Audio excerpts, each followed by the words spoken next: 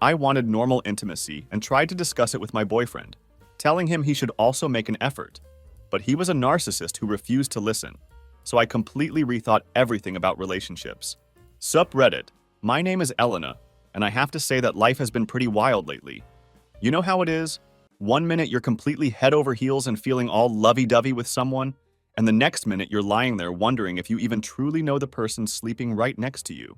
David and I had what I thought was a solid relationship for about 14 months. It felt like we'd been together forever, but in that comfortable, good way that makes you feel secure and happy. We had developed this easy, natural rhythm between us and shared an unspoken understanding that seemed to make everything flow effortlessly. So I really started thinking about it all, taking a hard, honest look at my relationship with David. And when I did, I realized something that was pretty shocking to me. I had to admit that yes, sometimes I did go along with things even when I wasn't totally feeling it in the moment.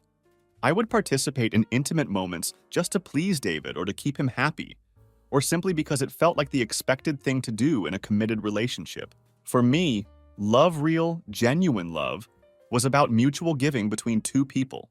It was about both partners actively investing in the relationship and making each other feel wanted and valued in the ways that were important to them individually.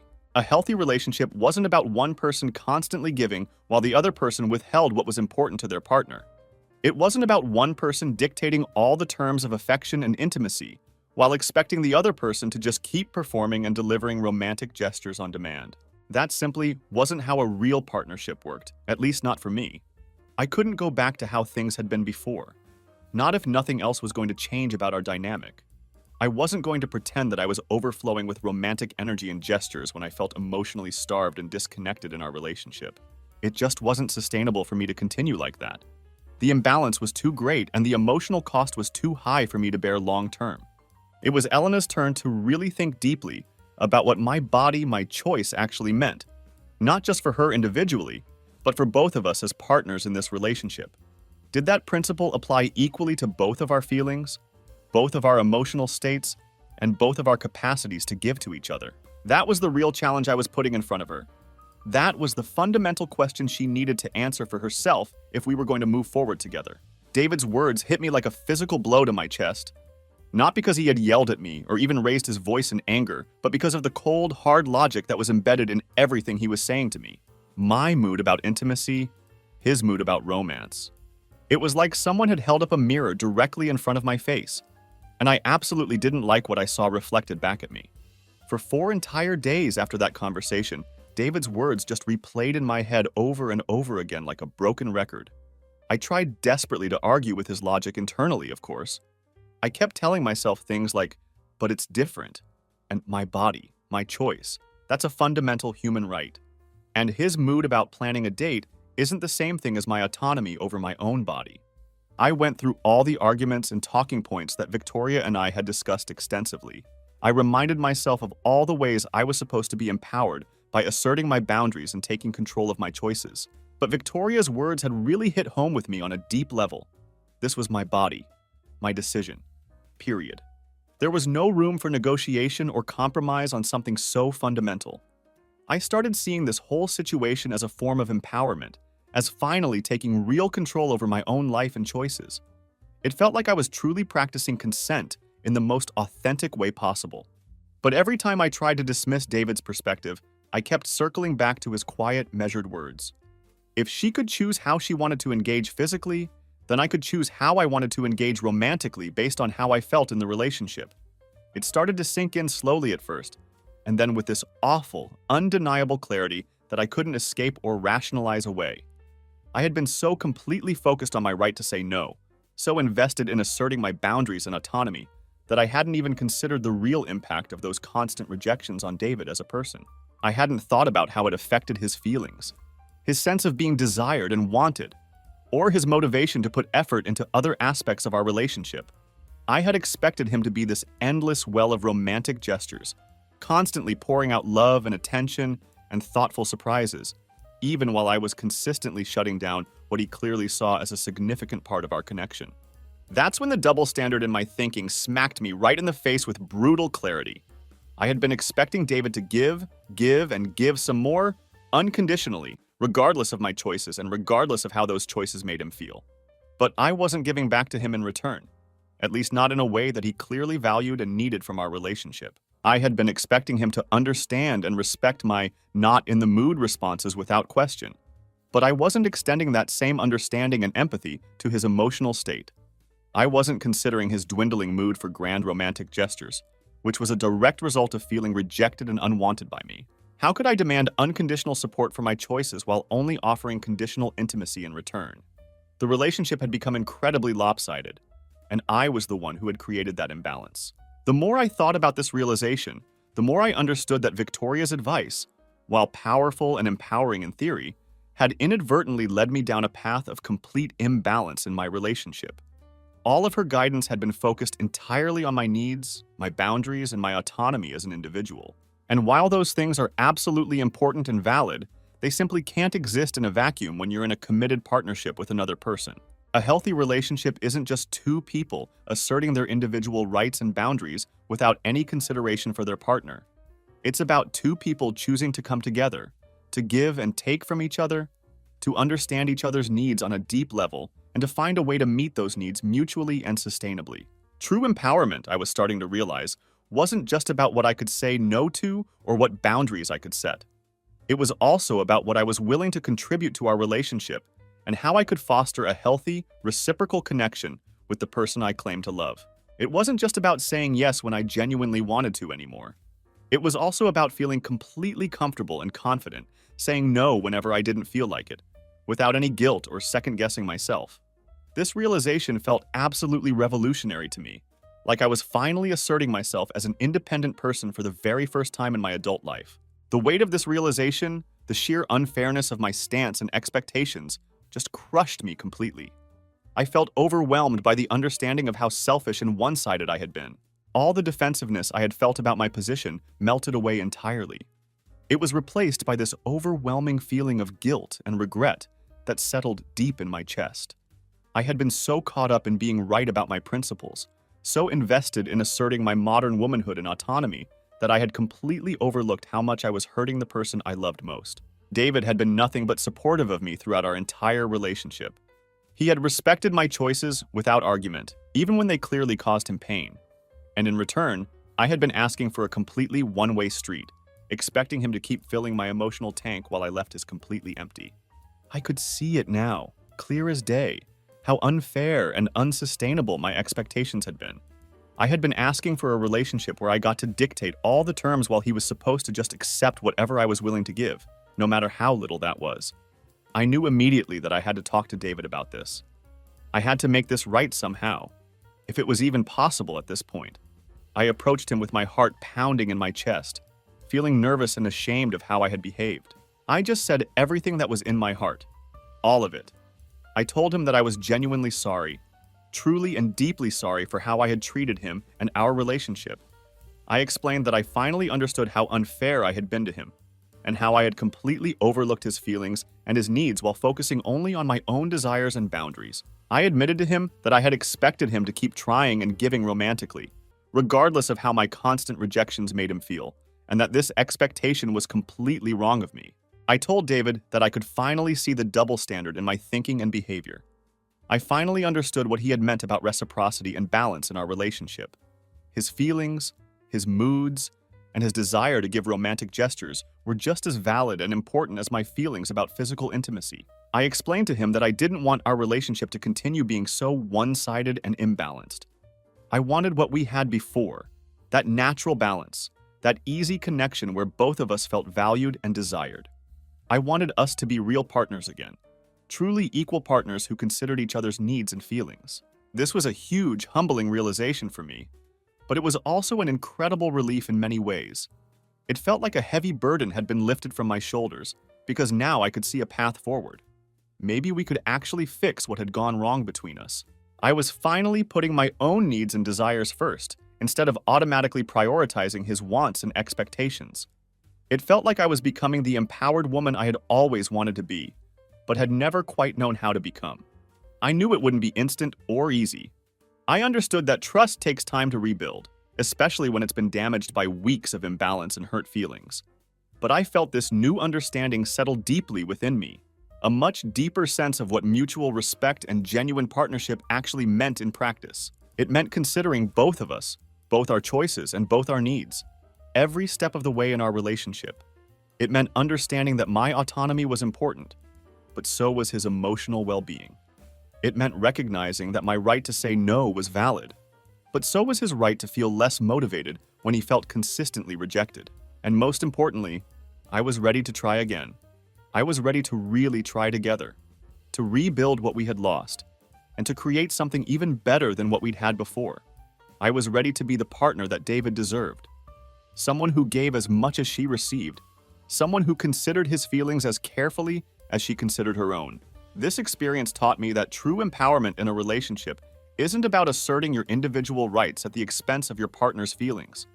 It's about finding a way to honor both people's needs and creating a dynamic where both partners feel valued, desired, and respected. It's about understanding that love is indeed a two-way street, and that both people need to actively participate in making each other feel cherished and wanted. I learned that boundaries are important, but so is generosity of spirit. Autonomy matters, but so does consideration for the person you've chosen to build a life with. The first few times I said no when David initiated something intimate, I'll admit it felt weird and strange. There was definitely some awkwardness in those moments, that's for sure. But mostly, it felt incredibly powerful and liberating. I remember thinking to myself, yes, I'm setting a clear boundary here, and that's exactly what I should be doing. This felt like healthy, mature behavior to me. This was what I imagined modern, progressive relationships were supposed to look like. Partners who respected each other's autonomy and individual choices without question or resentment.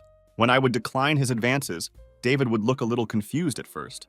I could see some disappointment flash across his face too, which was understandable. But he would always stop immediately when I said no, without arguing or trying to persuade me otherwise. And I would just think to myself, good, he gets it. He respects me and my choices. I mean, why wouldn't he respect me and my decisions? It's my body after all, and I have the absolute right to decide what happens to it. If I'm not in the mood for intimacy, then I'm simply not in the mood. It really seemed that simple and straightforward to me at the time. What I really believed was that it wasn't about David at all. This was entirely about me and my personal autonomy. My body, my choice, end of story. There wasn't any deeper complexity to it than that basic principle. I remember thinking very clearly about this situation and feeling confident in my approach. This is what a truly respectful, healthy relationship looks like, I told myself. It's a relationship where one person can simply say, "not tonight," to their partner, and the other person just accepts that decision gracefully.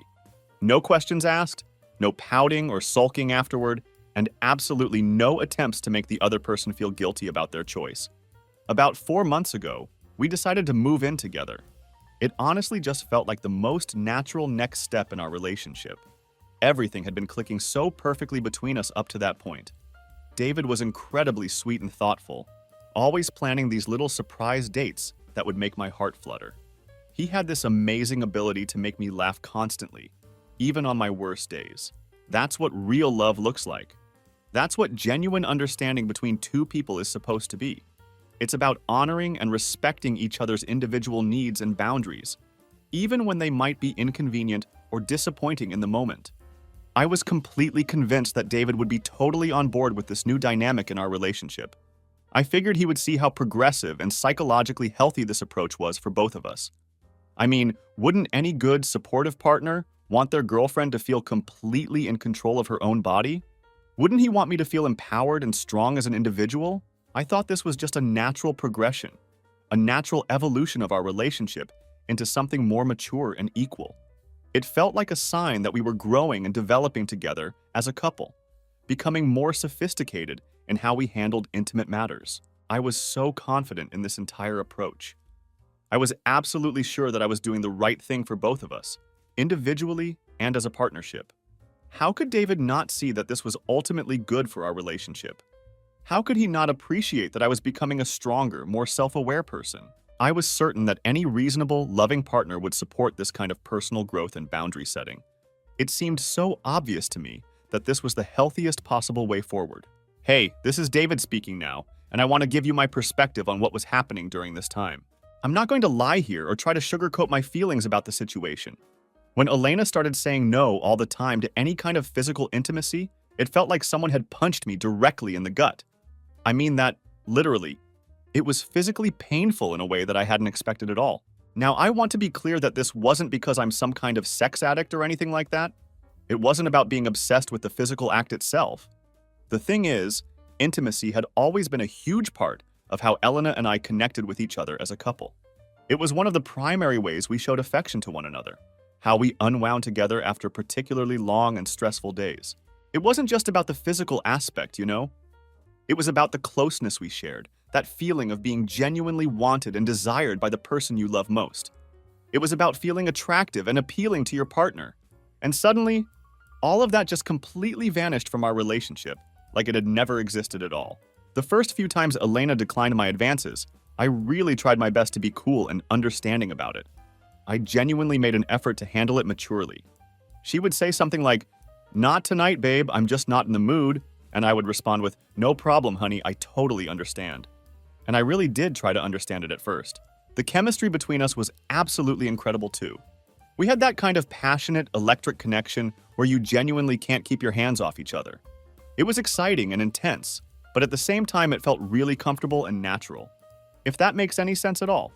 It was like he completely understood me, and I felt like I understood him on this deep, fundamental level. I told myself reasonable things like, okay, she's probably just tired tonight, or she must have had a particularly tough day at work, or maybe she's dealing with something stressful that I don't know about.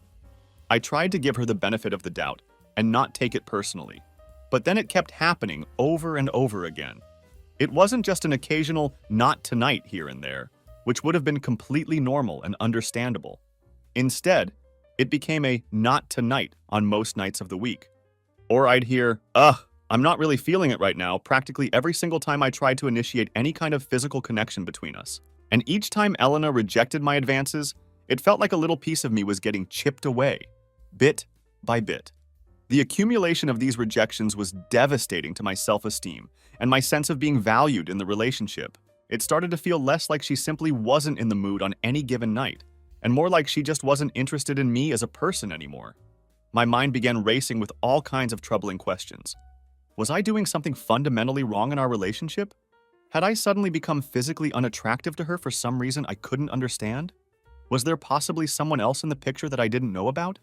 These thoughts consumed me constantly. I was trying to figure out what had changed so dramatically between us, and why our connection had shifted so suddenly and completely. I tried to address the situation subtly at first, hoping to get some insight into what was going on. I would ask her things like, "Is everything okay with us, Elena?" Or, "You seem a little distant from me lately. Is there something bothering you?" But she would just brush off my concerns completely every single time. "Everything's fine, David. I'm just busy with work, you know," she would say dismissively. But it definitely didn't feel fine to me at all. It felt like there was this invisible wall being constructed between us, brick by brick, day after day, and I had no idea how to tear it down or even understand why it was being built. The constant rejections really started to mess with my head in a serious way. I would come home from work each day, and instead of looking forward to seeing Elena, to cuddling together on the couch, to just being physically close and connected, I began to dread those moments completely. I dreaded that inevitable moment when I might reach for her hand or try to pull her close to me, only to have her pull away from me like I was some kind of unwelcome stranger. It was emotionally exhausting in every possible way you can imagine. It's one thing to be rejected by your partner once in a while. That's just normal life in any relationship. But it's something entirely different to feel like you're constantly walking on eggshells, just waiting for the next rejection to come and crush your spirits all over again.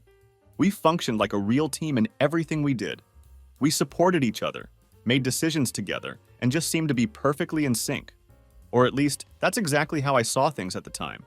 I truly believed we had something special and lasting. At some point, the constant rejections stopped feeling like Elena was simply setting a healthy boundary.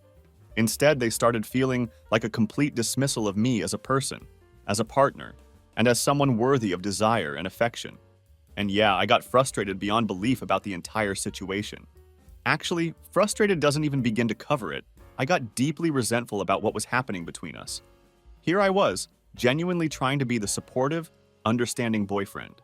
I was making every effort to respect her perspective, to give her the space she seemed to need, and to honor her choices without complaint. But what about my needs in all of this? What about my feelings of rejection and inadequacy? What about the emotional pain I was experiencing from being constantly turned away by the person I loved most? It felt like our relationship had become a completely one-sided street, where only Elena's feelings and preferences mattered. She was asserting her right to say no whenever she wanted, which fine. I understood that in theory, and I wasn't trying to argue with that principle. But what about my right to feel loved and desired by my partner in the ways that we had always connected before? What about the partnership aspect of this relationship that we had built together? So eventually, I just stopped trying altogether.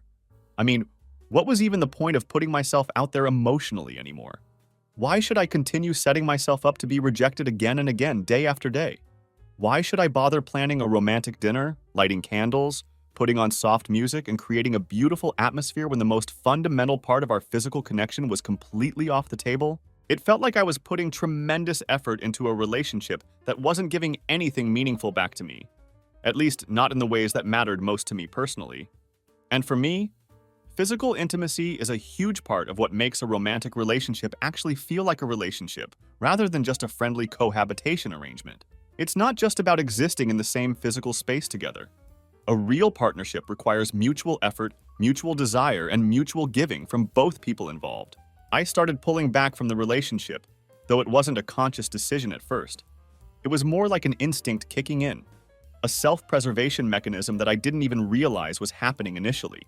If Elena wasn't interested in that kind of closeness and connection with me, then why should I keep initiating everything else in our relationship? Why should I keep planning those elaborate, thoughtful dates that used to make her so happy? Why should I continue putting energy into romantic gestures when the romantic spark between us felt like it was slowly dying? Why should I bother buying flowers for her when they would just sit there as a painful reminder of what felt missing from our connection? I want to be clear that this wasn't me trying to be petty or vindictive toward Elena. I wasn't trying to get back at her for anything she had done. This was me protecting my own heart and my own rapidly dwindling enthusiasm for our relationship. I simply couldn't keep pouring myself into something that felt like a bottomless pit of unreciprocated effort and emotional energy. Then, everything changed when Victoria started working at my office. She's this incredibly sharp, no-nonsense type of woman who carries herself with an air of confidence that's both intimidating and inspiring at the same time. There's something about her intelligence and directness that immediately drew me to her as a person. I guess you could say that I started to emotionally distance myself from the situation. It's not like I stopped loving Elena completely or anything that dramatic. But that deep feeling of being truly connected to her, of being genuine partners in this relationship together, began to fade away slowly but surely. When you feel constantly rejected in one crucial area of your relationship, it inevitably starts to bleed into other areas as well. You begin questioning absolutely everything about the relationship and your place in it. Is she even happy with me anymore? Does she even want to be with me anymore? These doubts creep in and take root in your mind. My view has always been that a healthy relationship is fundamentally a two-way street. It requires consistent effort from both sides to work properly and sustainably. If one person is constantly saying no to something that's genuinely important to their partner, then how can the other person be expected to keep giving their absolute all in every other aspect of the relationship? It just doesn't work like that in practice. It can't work like that long-term because eventually the person who's constantly giving will burn out completely. I couldn't believe what I was seeing when Elena finally reacted to my behavior change. I just couldn't believe what was happening between us and how she was processing the situation. It had been weeks, maybe even more than a month at that point, since I had planned anything special for us as a couple. There were no more surprise dinners at nice restaurants that I knew she loved. No more suggestions for romantic weekend getaways to the mountains that we used to enjoy together. All of those thoughtful little gestures that I used to do regularly had completely stopped. I was no longer bringing her coffee in bed in the morning like I used to do every weekend. I stopped leaving sweet little notes on her desk at work that would make her smile during stressful days. There was nothing romantic happening in our relationship at all anymore. The flowers stopped coming completely and our date nights had dwindled down to almost nothing. When we did manage to go out together occasionally, it felt like Elena was the one doing all the suggesting, all the planning and organizing of our activities. But even those rare occasions felt flat and completely lifeless, lacking any of the spark or excitement that our outings used to have. And honestly, this dramatic change in my behavior was driving Elena absolutely nuts. I could see the frustration building in her day by day. What had happened to the guy who used to court her so enthusiastically? Where was the David who had been so eager and passionate about making our relationship special and romantic? From her perspective, it must have felt like I had just given up entirely on us, like I wasn't even trying anymore to be a good partner to her. And the more Elena thought about this change in my behavior, the angrier she became about the whole situation. We quickly fell into a routine of having lunch together on a regular basis. These weren't just casual workplace conversations either. We would dive deep into discussions about absolutely anything and everything under the sun. Victoria is a passionate feminist who cares deeply about women's rights and empowerment. She speaks with such conviction about issues of autonomy and personal empowerment that it's impossible not to be moved by her words. How could I just switch off like that, she wondered. Did I think she wouldn't notice such a dramatic change in how I treated her? Did I really think it wouldn't bother her at all that I had stopped putting any effort into the romantic side of our relationship? So one night, Elena decided she just had to say something about what was happening. We were sitting on the couch together, watching some mindless television show, and there was this heavy, uncomfortable silence hanging between us that felt like it was screaming at both of us. I felt the frustration that had been building inside me for weeks, finally bubbling up to the surface, and I knew I had to address what was happening between us. I tried to keep my voice steady and controlled as I started to lay everything out for David, but I could hear that I sounded sharper and more confrontational than I had originally intended. I couldn't hold back my feelings anymore about how dramatically he had changed. David just seemed like a completely different person now, someone I barely recognized. He looked at me with what appeared to be surprise when I started speaking, and then he seemed to just shrug off my concerns like they didn't matter at all. I felt like he was dismissing my feelings entirely, and that reaction only made me angrier about everything that had been happening. My frustration was rising quickly as I tried to explain how his behavior was affecting me. It felt much more like David was just existing next to me in our apartment, rather than actively participating in our relationship as an equal partner. I kept thinking to myself, where's the effort that used to be there? Where's all the romance that we used to share together? It truly felt like he was deliberately punishing me for something, though I couldn't understand what I had possibly done wrong. I mean, what else could explain such a dramatic change in his behavior? He was intentionally withdrawing his affection and romantic attention from me because I wasn't giving him exactly what he wanted when he wanted it. It felt so unfair and frankly childish to me. I had been completely clear about setting my boundaries properly. I had explained to him multiple times that my body, my choice, was about my fundamental autonomy as a person, about practicing healthy consent in our relationship. Shouldn't he just respect that completely and unconditionally?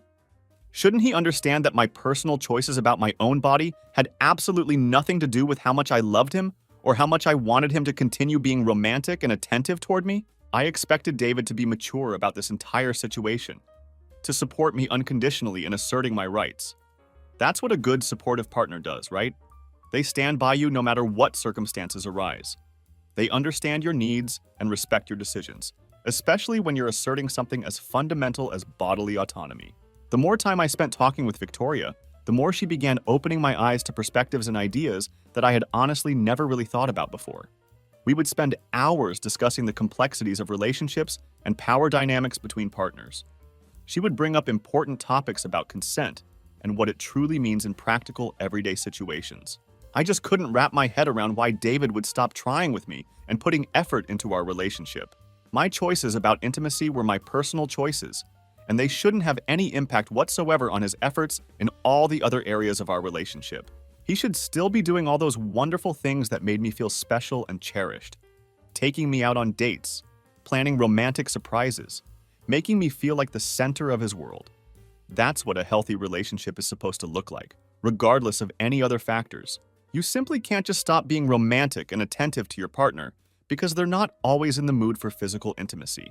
These were completely separate aspects of our relationship that had nothing to do with each other. I genuinely felt like I was making a perfectly reasonable demand of him. I thought I was explaining the situation so clearly that any rational person would understand. My needs in the relationship hadn't changed at all from what they had always been. I still wanted and needed the romance, the courtship, the constant feeling of being cherished and loved by my partner.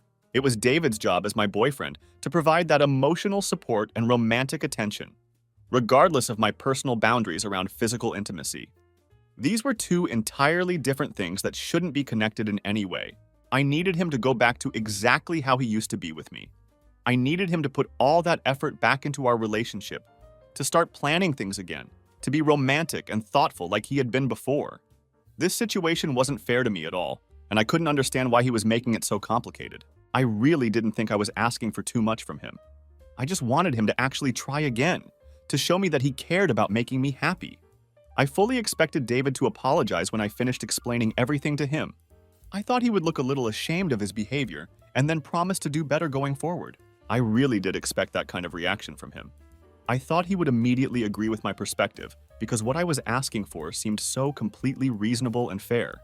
It was completely separate from my boundaries around intimacy, which he should respect without question. I thought David would see that I was absolutely right about this situation and that his withdrawal from romantic gestures was petty and completely uncalled for. But he didn't react the way I expected at all. Instead of apologizing or looking ashamed, he just sat there looking at me with his face completely unmoving and calm. And then he started to explain his perspective on everything that had been happening between us. What he said next totally blindsided me in a way I never could have anticipated. As these conversations continued, I found myself starting to see things in my own relationship through a completely different lens. Victoria had this way of framing things that made everything seem so clear and logical. She would say things like, "Your body, your choice, always," and "You don't owe anyone anything, especially not your intimacy." When she put it like that, it made perfect sense to me. I had been mentally prepared for an argument. I was ready for him to admit that he was wrong and had been behaving badly. But I was not prepared for this at all. I wasn't ready for him to actually resist my reasoning and push back against what I thought was such a clear and logical position. David began speaking slowly at first, but I could hear this growing clarity and conviction in his voice as he continued. Elena had been laying it all out right there on the couch, telling me that I wasn't trying anymore, that I had completely checked out of our relationship, and that I was being petty about everything that was happening between us. As I listened to her speak and make her case, my mind was racing, connecting dots and pieces of information that I hadn't fully put together before. I was finally seeing the whole picture snap into place with startling clarity. It wasn't about me being petty or vindictive, not really, not at the core of what was happening. This was about something much bigger and more fundamental than Elena was seeing or understanding. I looked at her sitting there and it hit me like a physical blow. It truly hit me hard. This realization that had been building for weeks. She was talking about my efforts, my romantic gestures, my enthusiasm for planning special things for us. She wanted me to keep giving and giving, keep planning elaborate dates and surprises, keep making her feel special and cherished. And she expected all of this no matter what else was happening in our relationship. But what was she actually giving in return, really? At least in the ways that mattered most to me and had always been important in a relationship like ours had been. So I started speaking to Elena, slowly at first, but with this growing sense of clarity about what I needed to say. I tried to explain to her that just like she had her moods and feelings about her body and what she was up for on any given day, I had my own moods too. I had my own feelings about romance, about putting myself out there emotionally, about planning those special dinners and surprises that she loved so much, my desire to do those romantic things for her, my enthusiasm for creating special moments between us. It wasn't some endless wellspring that never ran dry. It was fed by how I felt in our relationship overall, by how wanted and desired I felt as her partner. When that feeling started to disappear, everything else was affected too. I mean, she had spent weeks consistently saying no to physical intimacy between us. Every single time she rejected my advances, there was this little sting of rejection, this feeling of being unwanted and undesired. And it chipped away at me bit by bit, day after day, until I felt completely disconnected from her. She was absolutely right about one thing. It was her body, her choice, completely and without question. I had tried my best to respect that principle, to understand her perspective and support her decisions without complaint or argument. I began to ask myself why I should ever feel even the slightest bit of pressure to do something I didn't want to do. Shouldn't my partner respect my boundaries completely, no matter what the circumstances were? These questions started swirling around in my mind more and more frequently. But if she had the fundamental right to say no to me, to decline a way that we had always connected as a couple, then didn't I have a similar right? Didn't I have the right to feel a certain way about that rejection? Didn't I have the right to have my enthusiasm for grand romantic gestures naturally wane when I felt constantly rebuffed in such a fundamental part of our relationship? It wasn't about control or punishment like she seemed to think it was. This was about balance, about the basic human dynamics of give and take that exist in any healthy relationship. If her decision to say no meant that she wasn't in the mood for physical intimacy, then my feelings, my disappointment, my growing sense of rejection meant that I wasn't in the mood for elaborate romantic planning. Why should my mood for showering her with dates and surprises be any less valid than her mood for intimacy? Both were genuine expressions of desire and connection. And if one half of that equation was consistently absent from our relationship, then the other half would naturally suffer as a result. I told Elena clearly and directly that I respected her choices absolutely and completely. Her body! Her choice! That was her fundamental right as a person, and I would never argue with that principle or try to undermine it in any way. But that same principle, that same respect for individual choice and autonomy, had to apply to me as well. If Elena could choose how she wanted to engage physically in our relationship based on her feelings and moods, then I could choose how I wanted to engage romantically based on how I felt in the relationship overall. This wasn't about keeping score in some petty game of tit for tt. It wasn't about being vindictive or trying to punish her for her decisions. This was about the emotional energy and willingness to invest deeply in our relationship. That energy simply wasn't there for me anymore, at least not at the same level it had been before.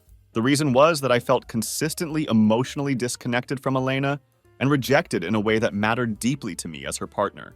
When someone you love constantly turns away from you in such a fundamental aspect of your connection, it affects everything else about how you feel in that relationship. I laid it all out for Elena as completely and honestly as I could.